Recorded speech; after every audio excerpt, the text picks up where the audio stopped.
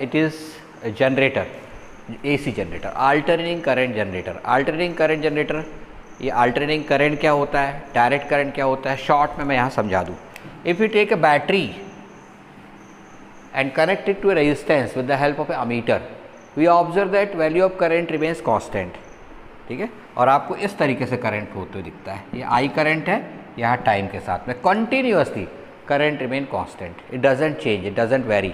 एक बार जो 2 ampere current flow हुआ तो हमेशा 2 एम्पियर ही फ्लो होगा, 3 होगा तो 3 ही होगा। ठीक है, तो इसको कहते हैं डायरेक्ट करंट, DC। ठीक है, तो अभी तक आप जो DC बोलते रहते थे वो DC डायरेक्ट करंट है। Then alternating current, alternating current means which varies with time in sinusoid in definite manner, और वो डेफिनेट मैनर जनरेट क्या होता है, सिनुसाइडल होता है। ठीक है, यानी आपको इस टाइप से करंट की वैल्यू वेरी होती दिखती है। ठीक है, पीक वैल्यू कहलाती है उसकी, ठीक, IM से शो करते हैं, और ये -IM से, ये 0 है, T/2 और ये कैपिटल T। ठीक, ये टाइम के साथ में वेरिएशन है, ये time, we call it alternating current, alternating current which is also called AC। हमारे घरों में हाउस होल्ड अप्लायंसेस जितने भी हैं दे रन ऑन AC। ठीक है, तो हमारे घरों में जितने भी इंस्ट्रूमेंट हैं मोबाइल को छोड़ करके बाकी सारे के सारे जो हैं वो AC पर वर्क करते हैं। मोबाइल के लिए आपको एडाप्टर के थ्रू चार्ज करना पड़ता है। Adapter is an instrument which converts alternating current into direct current, और वो डायरेक्ट करंट से आप उसको बैटरी को चार्ज करते हैं। ठीक है, तो वो एक अलग चीज़ हो गई। लेकिन हम जनरली जितने भी घर में इंस्ट्रूमेंट्स हैं, refrigerator, fan, coolers, bulb, tube light, CFL, LED, they all use alternating current directly. ठीक है, तो alternating current is the main source of energy in this world. ठीक है, तो जितनी एनर्जी यूज़ हो रही है उसका 70-80% जो है अल्टरनेटिंग करंट के फॉर्म में है, रिमेनिंग जो है वो किस फॉर्म में, DC के फॉर्म में है। ठीक है, तो हम ये अल्टरनेटिंग करंट का प्रोड्यूसर पर देख रहे हैं। AC generator produces alternating current, it is based on Faraday's laws of EMI, Faraday's laws of electromagnetic induction. ठीक है, एक्चुअल डायग्राम इसका कैसा होता है वो मैं आपको दिखा रहा हूँ, किसमें, जो प्रेजेंटेशन है उसमें। उस प्रेजेंटेशन को आप लोग देख लें तो उस प्रेजेंटेशन में आपको उसका एक्चुअल डायग्राम दिखेगा। लेकिन यहाँ मैंने सिर्फ उसका एक जो अपन कह सकते हैं प्रिंसिपल के लिए ज़रूरी जो है डायग्राम वो शो किया हुआ है। ठीक है, तो आप अपनी विंडो पर जो प्रेजेंटेशन दिख रहा है उस प्रेजेंटेशन को देखें। ये DC जनरेटर है, सॉरी AC जनरेटर ही है, लेकिन वो जो डायग्राम बना हुआ है बाजू V आउट वाला वो गलत बना हुआ है। नहीं तो शायद DC है या हाफ है ना, हाँ ये DC जनरेटर है वो। ठीक है, लेकिन बाकी का जो ब्रश जो अंदर की तरफ जो कॉइल दिख रही है रेक्टेंगुलर कॉइल, ठीक है, ये रेक्टेंगुलर भी हो सकती है जैसे उसमें शो किया हुआ है, और ये सर्कुलर भी हो सकती है या सिलिंड्रिकल भी, जो बाद में शो करूँगा मैं। जो पोल्स दिखाई दे रहे हैं दोनों तरफ को वो बाद में अपन उसको इंडिकेट करेंगे। अभी मैंने सिर्फ मैग्नेटिक फील्ड में दिखाया है। In this diagram there is a magnetic field B working from left to right side along X axis. ठीक है, and ABCD is a rectangular coil of length L and width B, its area is A। Area किससे show करते हैं, उस पर जो normal draw करते हैं उससे शो करते हैं। तो at some instant of time A vector and magnetic field vector angle between them is theta, and now we start to rotate this coil with a constant angular velocity omega. Generator क्या करता है, generator converts mechanical energy into electrical energy. तो mechanical energy हम कैसे देंगे, by rotating that particular coil. Rotate करने के लिए क्या करेंगे, either will use a turbine to rotate it, turbine he use करते हैं। टरबाइन क्या करती है, टरबाइन कैसे रोटेट होती है, हाइडल पावर प्लांट यदि है तो हाइडल पावर प्लांट में क्या करते हैं, मैं छोटा सा डायग्राम यहाँ बता दूँ। ये डैम है, डैम का पानी ये पतली नली से टरबाइन पर डालते हैं। ये टरबाइन जो है रोटेट होना शुरू हो जाती है। जैसे ये रोटेट होना शुरू होती है इसके साथ लगा हुआ जनरेटर जो है उसकी कॉइल रोटेट होती है, इससे इलेक्ट्रिसिटी जनरेट होती है। इसके लिए हम वाटर का यूज़ करते हैं। हाई स्पीड वाटर जो है वो एक ट्यूब से, प्रेशर ट्यूब से इस टरबाइन पर डालते हैं। ठीक, तो टरबाइन जो है रोटेट होना शुरू हो जाती है, और जब रोटेट होती है तो उसके साथ लगा हुआ रोटर जो है, किसका रोटर, जनरेटर का रोटर, वो इसके कॉइल को रोटेट करता है। ठीक है, सेकेंड तरीका हो सकता है कि आप क्या यूज़ करो, स्टीम यूज़ करो। ठीक है, जो किस में यूज़ करोगे, थर्मल पावर स्टेशन में। थर्मल पावर स्टेशन में थर्मल एनर्जी, कोल, गैस, ठीक है, गैस पे भी वेस्ट होते हैं, उनसे आप क्या करते हैं, वाटर को बॉयल करते हैं बॉयलर्स में, लार्ज बॉयलर्स में, और उसकी जो स्टीम बनती है super heated steam, that is pass through a very narrow nozzle, ठीक है, ट्यूब का एक एंड रहता है वो बिल्कुल पतला रहता है, so that speed of that steam increases to many kilometres per second, many kilometres per hour, और वो किस पर डालते हैं, सीधे टरबाइन पर, and the turbine starts to rotate with large speed, and that turbine is use to rotate the rotor of generator, है ना। प्राइमरीली आपको क्या करना है, मैकेनिकल एनर्जी का कोई सोर्स देना है जिससे कि आप इसको रोटेट कर सकें, ठीक है। जब इसको रोटेट करेंगे, जैसे मैंने अभी ओमेगा एंगुलर वेलोसिटी से रोटेट किया है, तो it will cut the flux. कैसे कट करेगा, अभी क्वाइल को यदि मैं इस तरीके से रखता हूँ, ये क्वाइल है ABCD, आपकी तरफ रखी हुई है तो ABCD है, अभी ऐसी है, नॉर्थ पोल इधर है, साउथ पोल इधर है, तो all of the magnetic lines will pass through it, so flux link to it will be maximum. आप इसको रोटेट करने लगे, ठीक है, अभी मैंने जो पोजीशन बनाया हुआ है ये ABCD पोजीशन है, ठीक है, तो ABCD पोजीशन है, मैग्नेटिक फील्ड इधर है और direction of this area is this one, 3D में एज्यूम करें उसको, so angle between them is theta which is equal to omega t, ये पढ़ा है अपन ने, omega is angular velocity. In that case flux link to this particular coil will be phi equals to B dot A, B dot A is equal to mod B mod A cos theta, cos theta होगा, theta is how much, omega t, तो मैंने directly दिया mod B mod A cos theta means omega t. We know that by Faraday's law of EMI, E must be equal to minus n of d phi by dt. n number of turns in that coil है, अभी तो मैंने single coil दिखाई हुई है, but it has n number of turns in it. d phi by dt phi के लिए replace कर दिए B dot A, B mod A mod cos omega t, B mod A mod constant है as it is बाहर आ जाएगा, cos omega t इसका differential, अब डिफरेंशियल बनने लगा होगा आप लोगों को थोड़ा बहुत, तो cos ओमेगा t का हो जाएगा माइनस साइन ओमेगा t, और फिर ओमेगा t को डिफरेंशिएट करेंगे तो ओमेगा, तो overall minus minus will become plus, n mod B mod A mod omega into sin omega t.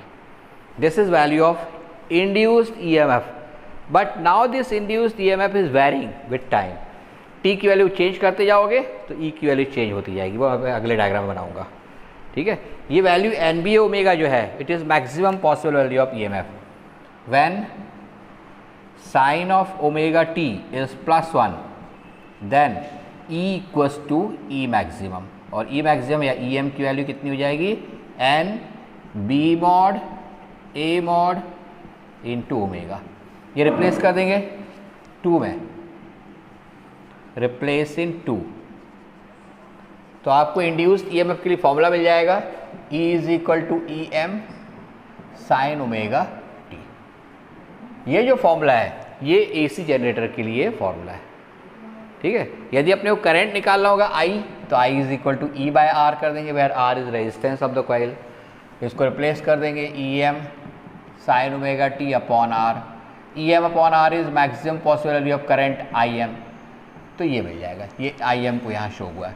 Sign omega t, omega क्या होता है, omega t, omega is 2 pi by T into small T, small T की value जब t by 2 put करोगे, ठीक है, तो t से t कैंसिल हो जाएगा, 2 से 2 पाई बचेगा, साइन पाई 0 होता है, t बाय 4 पुट करोगे, ये t बाय 4 है, ये 3t बाय 4 है, पर अगेन t है, यहाँ पर आ जाएगा 5t बाय 4। इस तरीके से आप देखेंगे कि with time value of E continuously varies and it varies sinusoidally as well as current also varies sinusoidally, तो ये हो जाएगा अल्टरनेटिंग करंट, और ये इसका प्रिंसिपल हो जाएगा, और ये फॉर्मूला रिपीट कर दूँ। प्रिंसिपल में क्या बताएंगे, if we take a rectangular coil ABCD as shown in the diagram, it has n number of turns and it has area A. Now we rotate it with the help of some mechanical mean like a turbine with constant angular velocity omega. In the diagram we are rotating it in clockwise direction. At some instant of time, angle when it has rotated by angle theta, then theta equals to omega t. Theta is angle in this case between vector A and vector B. At that instant the flux linked to the coil is let it be phi. Then we know that value of induced EMF in that coil is equal to minus n d phi by dt by Faraday's laws of EMI. Phi in that case is B dot A. B dot A means mod B mod A cos omega t. Cos theta लेंगे, but theta is how much? It is omega t. So we'll write it as cos omega t. Mod B mod A as it is बाहर आ जाएगा. Cos omega t, its integration is minus sin omega t into omega. minus minus will become plus n mod n b mod a mod omega into sin omega t. This is equation for alternating EMF. Its value varies with time.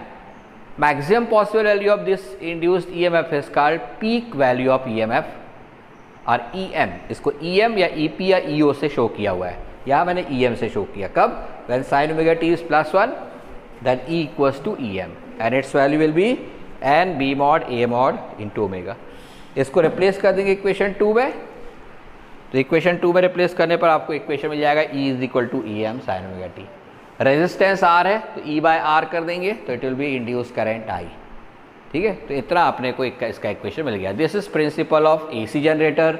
It is also principle of DC generator. DC generator में कुछ इस तरीके से change करते हैं कि आपको जो आउटपुट मिलता है वो डायरेक्ट करंट मिलता है. ठीक है, ये एक और डायग्राम मैं शो किया है, जरा देख लें उसको अच्छे से.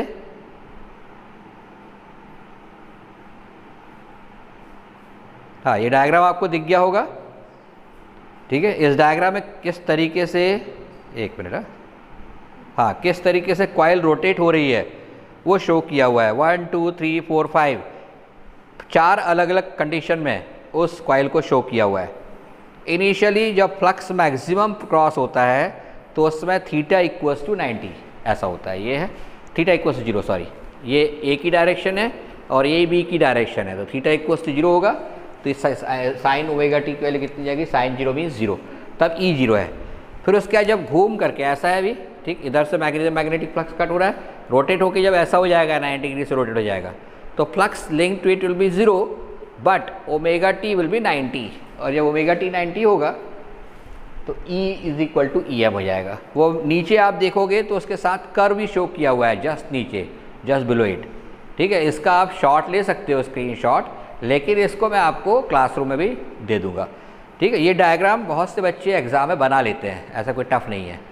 ठीक है, ये इसमें से 3 बनाते हैं. पहला जो केस दिखाई दे रहा है जब वो इस तरीके की कंडीशन में है कॉइल. दूसरा केस जो दिखाई दे रहा है जब इस तरीके से हो गई है कॉइल, यानी थर्ड वन. और फिफ्थ वन जब इस तरीके से हो गई है. ठीक है, तो ये 3 डायग्राम एक की यानी इसके पीछे बना सकते हैं. और वो नीचे जो दिखा रहा है वो इंड्यूस्ड EMF है, रोटेटिंग कॉइल का क्रॉस प्रोड्यूस होने वाला है. सभी को दिख गया होगा एवरीवन? क्या आप लोग सभी लोग देख पा रहे हो इसको?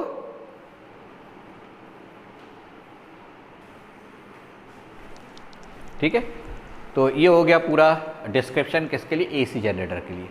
अब AC जनरेटर का एक्चुअल डायग्राम कैसे बनता है, उसके पार्ट्स कैसे होते हैं, ठीक है, इसको मैं बताऊंगा. लेकिन उसके पहले मैं चाह रहा था कि आपको RMS वैल्यू क्या होती है, पीक वैल्यू क्या होती है, ये सब बता दूं. ठीक है, इसलिए क्योंकि अब मैं AC जनरेटर का डायग्राम बना के रखूँगा कल. ठीक है, जिससे कि सीधे शो करके उसको अब मैं अभी बनाने जाऊँगा, 10 मिनट उस पर लग जाएंगे, पीरियड ही खत्म हो जाएगा. ठीक है, तो इससे अच्छा अपन कुछ नई चीज़ें जिससे कनेक्टेड है, जैसे आपने देख लिया EM is maximum possible value of EMF. लेकिन हम जब भी बोलते हैं तो कैसे बोलते हैं, that in our household the voltage is 230 volt. ये 230 वोल्ट है क्या, क्या ये EM है या कोई और चीज़ है, तो वो अपन देखने जा रहे हैं. ठीक है, तो उसके लिए हमको 2 अलग अलग चीज़ें मालूम होनी चाहिए. क्या क्या, average value of EMF and RMS value of EMF.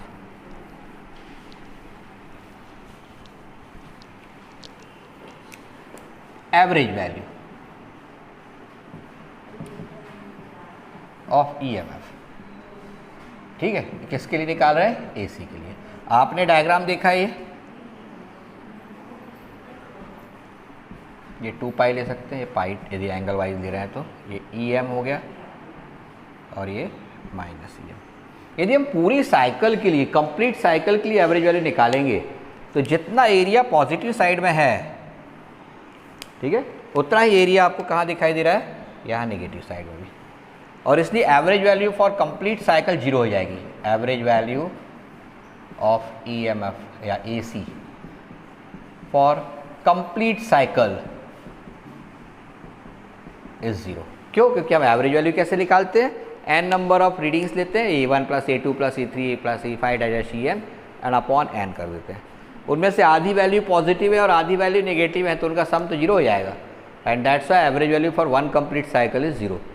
तो फिर हमको एवरेज वैल्यू किसके लिए निकालना चाहिए, we must find average value for half cycle only. इतने के लिए बार निकालना, 0 से पाई के लिए.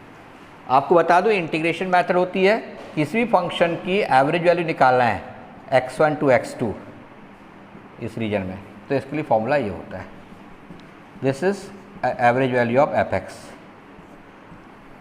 ठीक है, जो मैथ्स वाले हैं वो अच्छे से समझें इसको। ठीक है, for any function fx in the region x1 to x2 its average value is given by this particular formula, fx dx x1 to x2 upon that region or that particular gap x2 minus x1। अब यहाँ मुझे 0 से पाई तक निकालना है। ठीक है, तो मैं क्या लिखूँगा यहाँ पर 0 to पाई, एंगुलर वाइज लेना है, तो यहाँ पर क्या हो जाएगा f theta d theta upon pi minus 0, ये हो जाएगा f का एवरेज वैल्यू। अब f यहाँ क्या लेंगे अपन e लेंगे। ठीक, e की वैल्यू किसकी टर्म में लेंगे, थीटा की टर्म में, तो कितना हो जाएगा f थीटा क्या होगा, f theta equals to E M sine theta. ध्यान रखना, वैसे फॉर्मूला क्या मिला था अपने को, e is equal to E M sine omega t, but omega t is theta, तो we can write at E M sine theta. तो ये पुट कर देंगे वहाँ पर। तो जब रिप्लेस करेंगे और सॉल्व करेंगे, अब मैं कहाँ बनाऊँ भाई, मेरे पास जगह इधर है।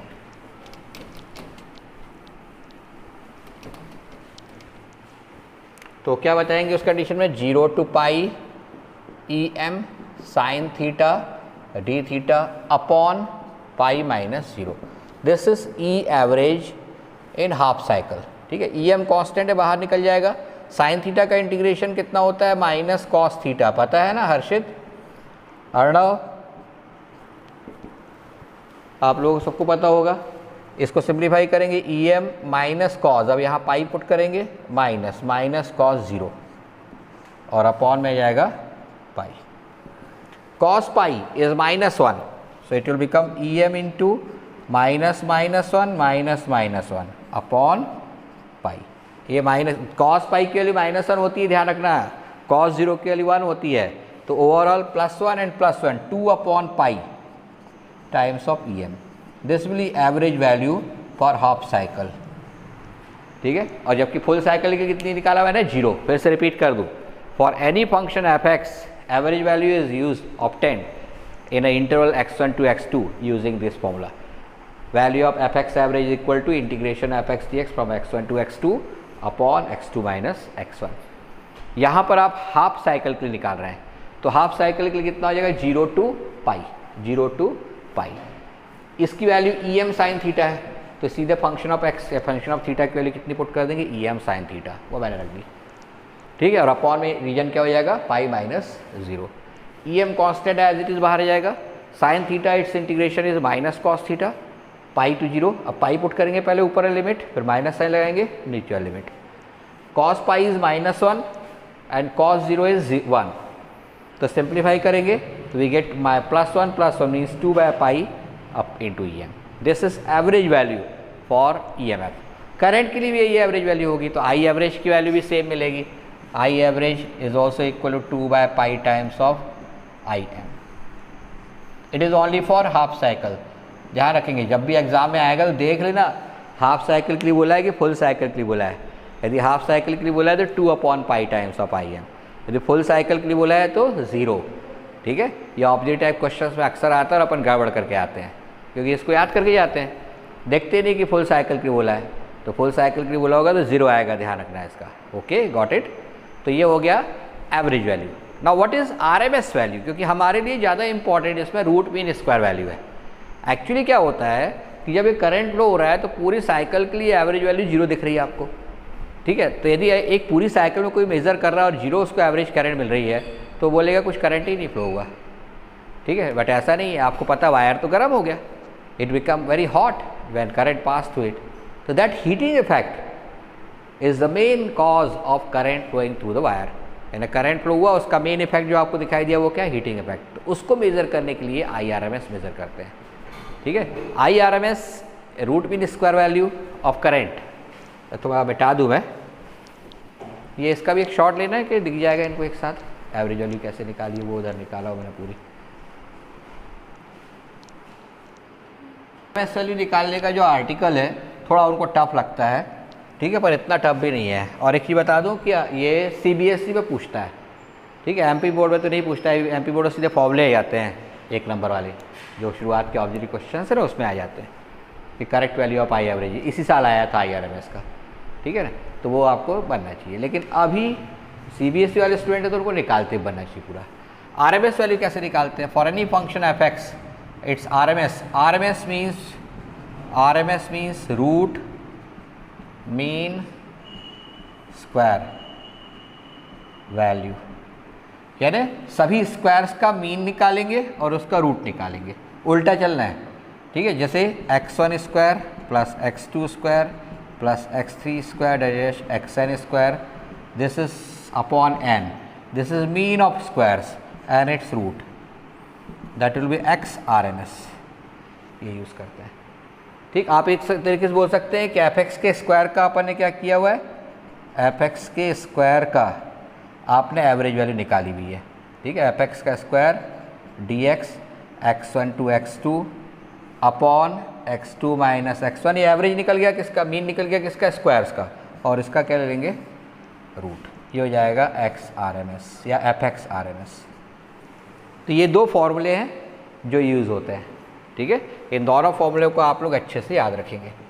ये RMS वैल्यू के लिए बॉक्स है, ठीक है। अब इस बॉक्स का यूज़ करके हम RMS वैल्यू निकालेंगे, याद रहेगा ये XRMS is equal to square of all values n values upon n, sum of squares of all n values upon n and its root, that will give us XRMS। Function of x ले रहे हैं तो function of x की value square value लेंगे, ठीक है, x1 to x2, उसकी average निकालेंगे upon x2 minus x1, square का एवरेज हुआ, ये स्क्वायर का मीन हुआ, और उसका क्या लेंगे, रूट, ठीक है। तो ये 2 फॉर्मूले जिनका अपने को यहाँ यूज़ करना है। कोई और एंटर हुआ क्या अभी? नहीं ना, कोई तो ऐसा लगा कि आया गया। अब नेक्स्ट अपने को स्टार्ट करना है, इसको कैसे फाइंड आउट करना है, ठीक है, how to find its value. थोड़ा ध्यान से देखेंगे।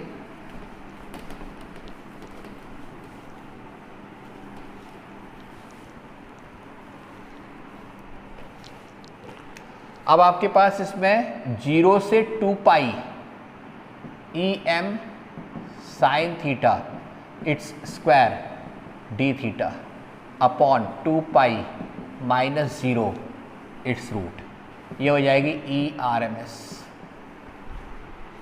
क्या क्या किया आपने?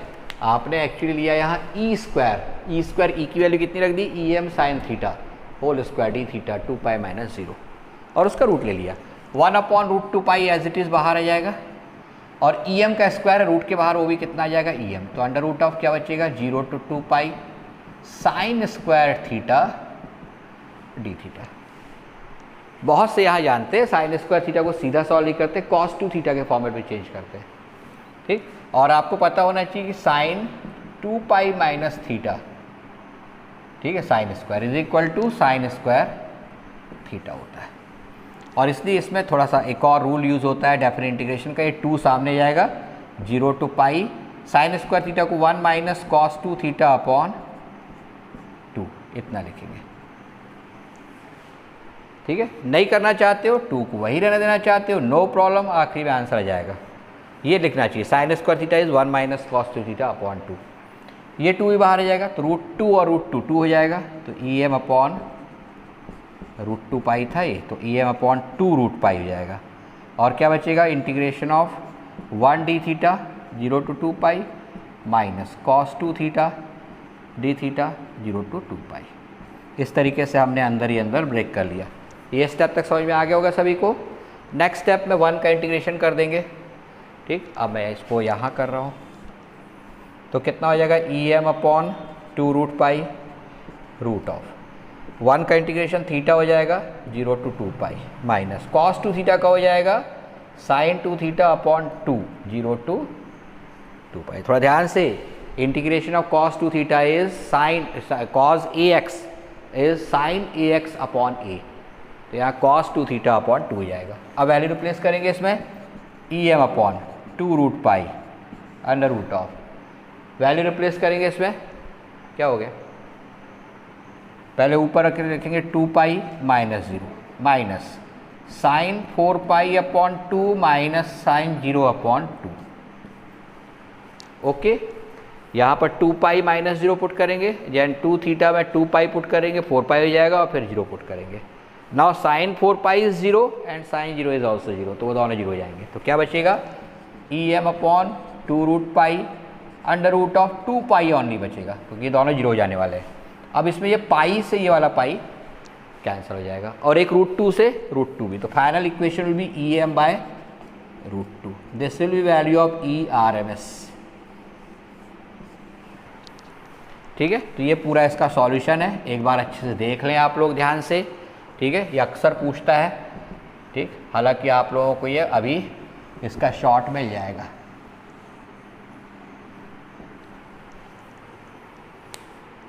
ठीक है, एक बार ध्यान से देख लो, इसको शॉर्ट लेना है इसका एक पूरा इकट्ठा। ध्यान रखिए ये एक बिल्कुल एलोबरेट मेथड है किसी फंक्शन की RMS वैल्यू निकालने के लिए। ठीक है, तो इसको अच्छे से ध्यान रखें, आगे तक काम आएगी आपके। किसी फंक्शन का RMS वैल्यू निकाल रहे हैं तो एक तो ये मैथमेटिकल